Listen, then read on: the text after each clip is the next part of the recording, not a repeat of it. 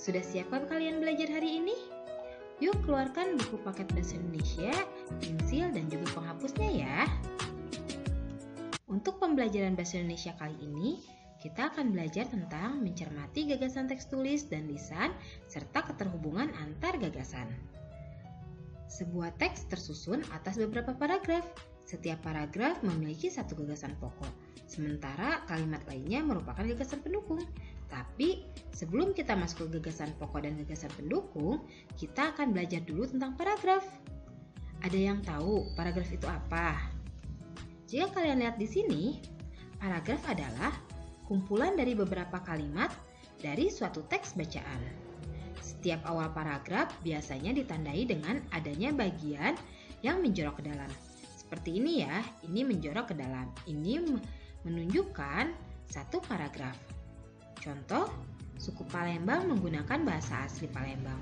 Bahasa Palembang mempunyai dua tingkatan, yaitu Baso Palembang Alus dan Baso Palembang Sari-Sari.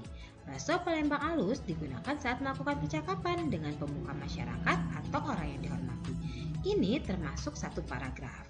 Apabila kalian melihat yang menjorok seperti ini, itu masuk ke paragraf berikutnya. Nah, bila kalian sudah mengenal tentang paragraf, kita lanjut ke gagasan pokok dan juga gagasan pendukung. Nah, ini setiap paragraf memiliki gagasan pokok dan gagasan pendukung. Ingat ya, dalam satu paragraf pasti ada gagasan pokok dan juga gagasan pendukungnya. Apakah kalian tahu apa itu gagasan pokok dan gagasan pendukung? Kita cari tahu yuk. Nah, gagasan pokok adalah ide utama yang dibahas dalam suatu bacaan yang dapat berupa kalimat inti atau pokok paragraf. Sedangkan gagasan pendukung adalah uraian atau tambahan informasi untuk gagasan pokok. Nah, ini adalah langkah-langkah menemukan gagasan pokok. Yang pertama, bacalah atau dengarkan teks dengan seksama. Yang kedua, temukan topik dalam teks tersebut. Topik adalah hal atau masalah yang dibicarakan. Yang terakhir, jangan lupa ya, catat pokok-pokok penting dalam teks tersebut. Itulah langkah-langkah menemukan gagasan pokok. Untuk selanjutnya, gagasan pokok terdapat pada kalimat utama dalam setiap paragraf. Biasanya letaknya terdapat pada awal atau akhir paragraf. Ada juga gagasan utama yang terletak di tengah paragraf. Ini adalah contoh teks lisan. Nah, pada halaman 4, kalian akan melihat teks lisan antara Ajeng dan Bayu. Di situ ada percakapan Ajeng dan Bayu tentang Yogyakarta. Nah, gagasan pokok dalam teks tersebut ialah penjelasan Bayu kepada Ajeng tentang makanan khas Yogyakarta. Dan kalimat lainnya dalam percakapan tersebut adalah gagasan pendukung. Nah, ini adalah teks cerita berikutnya. Kita lihat, ada berapa paragraf ini? Betul sekali, ada 3 paragraf. Paragraf pertama, dari tahukah kamu di mana letak suku Palembang sampai warga asli Palembang. Paragraf kedua, mulai dari suku Palembang menggunakan bahasa asli Palembang sampai ke percakapan sehari-hari. Dan paragraf ketiga, mulai dari suku Palembang sampai ke senjata tradisional suku ini.